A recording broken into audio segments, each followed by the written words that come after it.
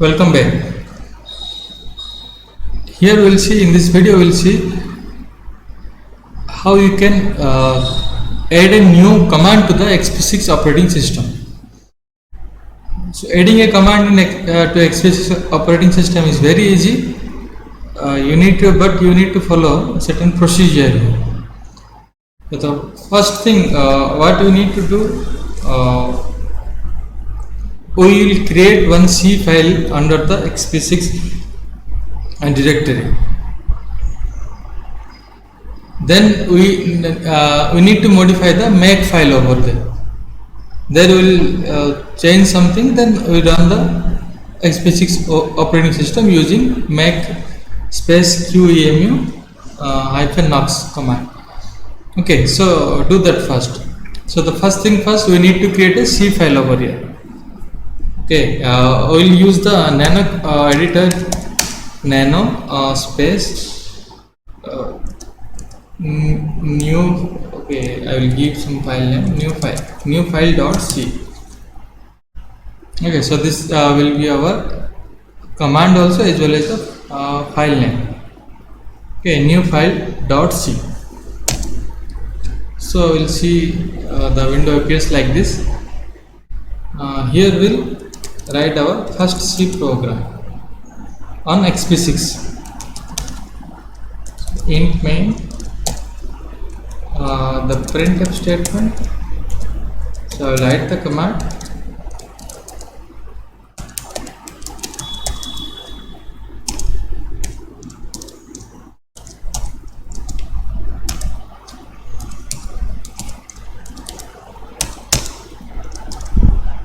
Here I need to add some header files here. First header file I will use here types.h.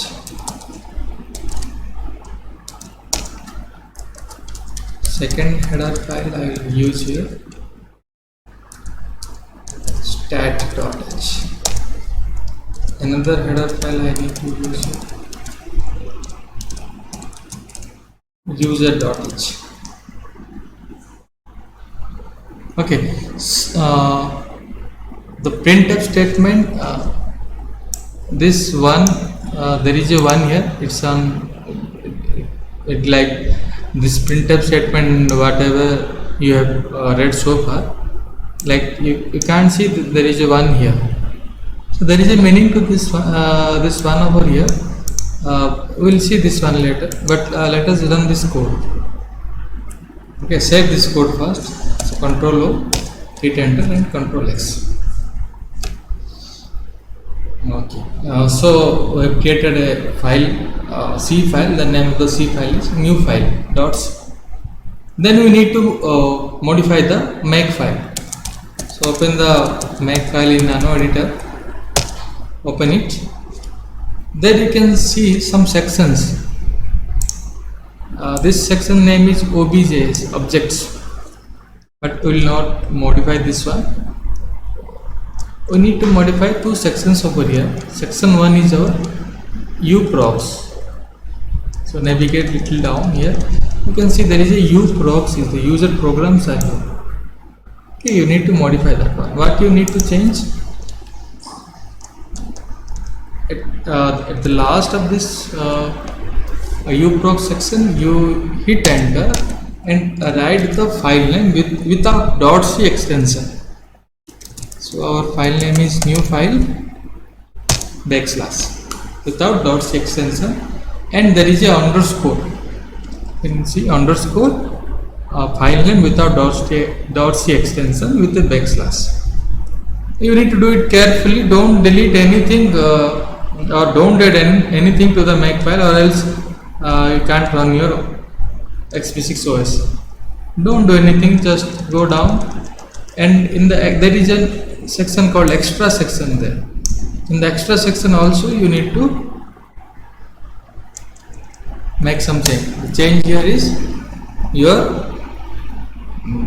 file name with .c extension. So new file .c. Don't do anything, don't delete that /, keep like leave it as it is.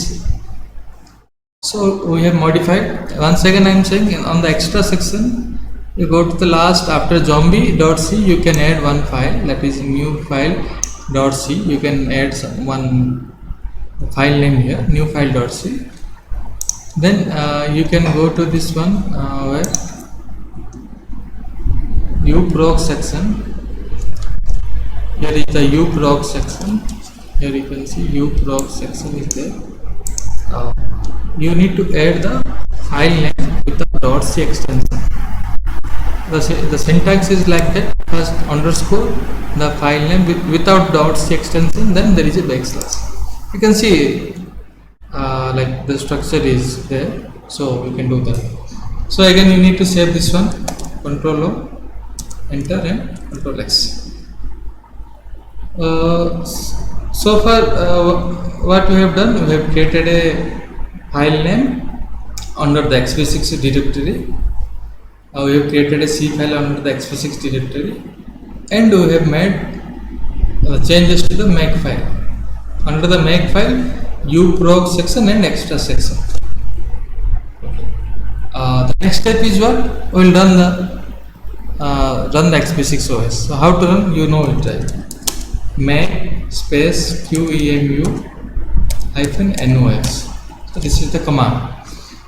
So on the top of the QEMU emulator, no X means no graphics. So we will run the x86 OS. Hit enter. If any error comes, it will appear here.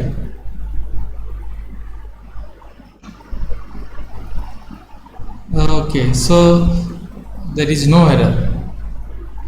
Okay, so we have created a command.